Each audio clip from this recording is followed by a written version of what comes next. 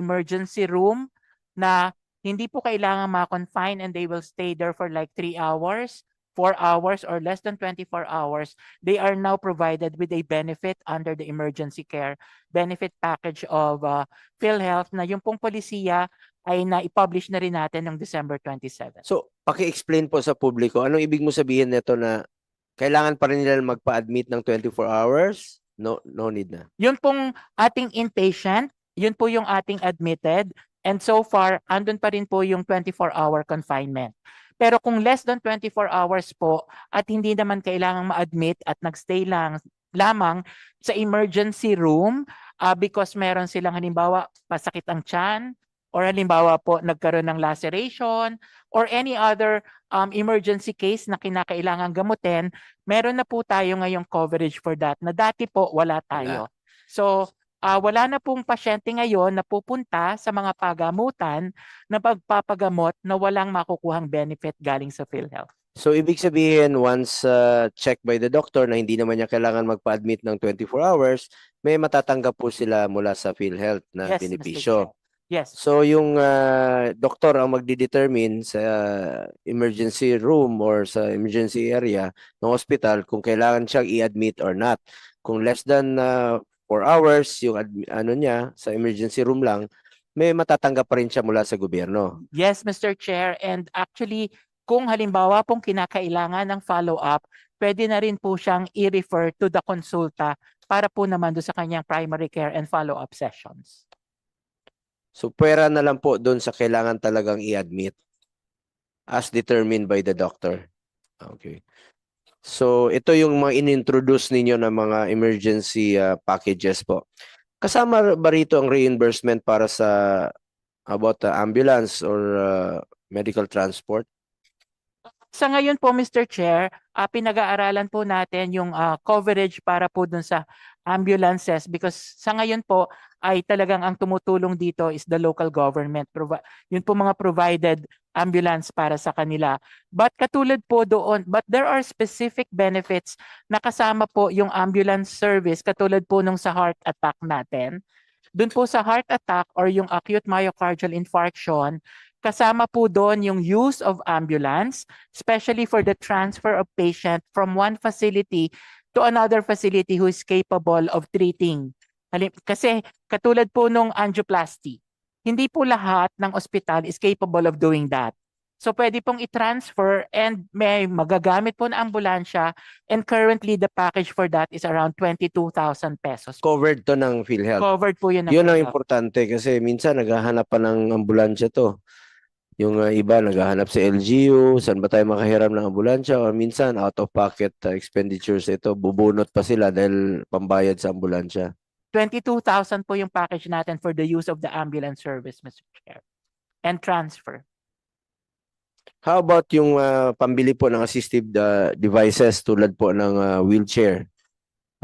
Yun, isa yun sa ninyong pinangako na how can they avail of this? Yes, Mr. Chair, with the permission of our President, before the month ends, ilalabas na po natin yung approved by the board na polisiya po natin on outpatient rehabilitation package with the assistive mobility devices. Yun pong assistive mobility devices, yan po yung wheelchair, yan po yung canes, crutches, or walkers.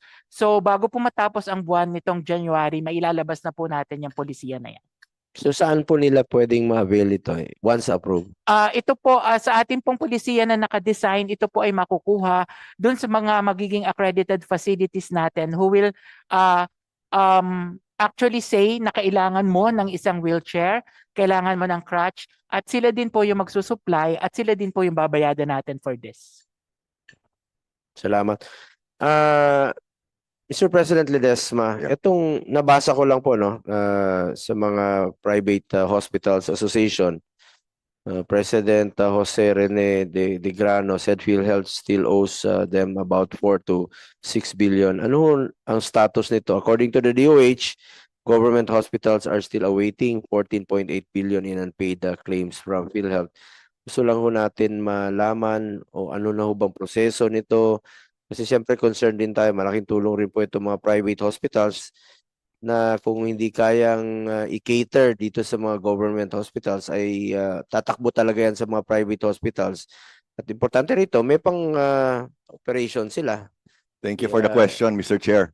Pang-ikot, kumbaga, pang-ikot ng Yes. kanilang operation. Thank you very much for that question, Mr. Chair. Gives us an opportunity to explain our side. Before SVP Renet explains our position, Mr. Chair, I'd want to mention that just to mention to Honorable Mr. Chair that we are in very close coordination with the heads of the hospitals associations, no, both Dr. De Grano and Dr. Santiago, no, of PHAPI and PHA respectively, no. We're always meeting with them and discussing with them ways on how we can move forward, no. So, Mr. Chair, with your permission, if SVP Renet can explain our position on that. And secondly, also, if we can be given a chance, we will give you a brief update, Mr. Chair, on our Consulta program with regards to membership and where we are at, no.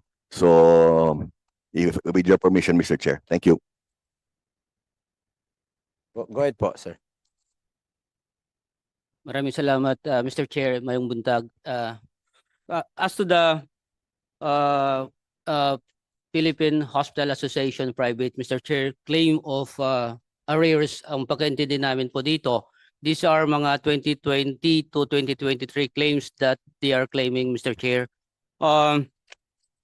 Based on our record, Mr. Chair, our in-process claims for year 2018 to 2023 is amounting to 2.68 billion pesos. And Mr. Chair, we are constantly coordinating and reconciling the claims with the private hospital, with the Philippine hospital, including the government, Mr. Chair.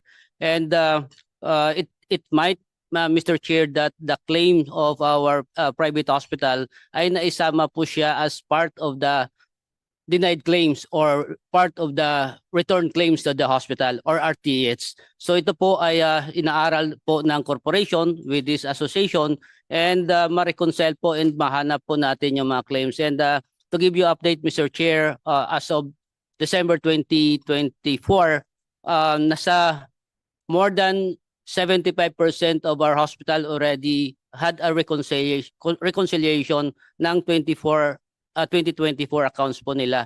Meaning, ongoing po yung discussion sa kanila with the intention of making sure that itong claims na being claimed by our hospital, Mr. Chair, mababayaran po natin.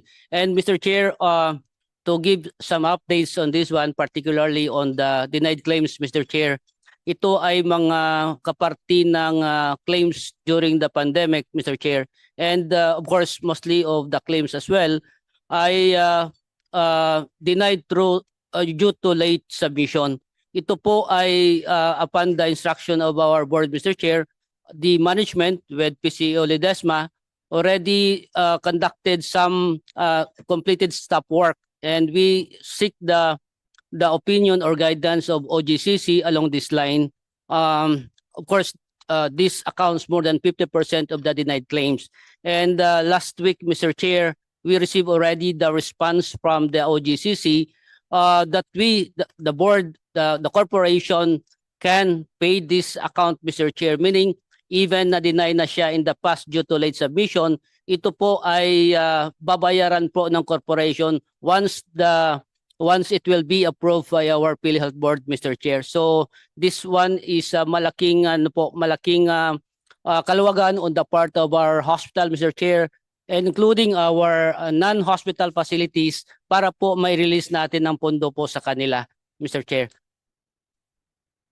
Salamat to. Na concern lang din po ako na nakikita natin sa kanilang mga reklamo since sabi ko nga nandiyan yung reserve funds ninyo, but I'm sure nagiging prudent lang rin po kayo, no, sa inyong pag-check sa mga claims. Naintindihan ko naman, of course, during the past years, no, na nagkaroon po ng issue rito about sa mga claims, fraudulent claims. So gawin nyo lang po inyong trabaho sa tama at walang masasayang na pera ng gobyerno But wala rin pong masasayang na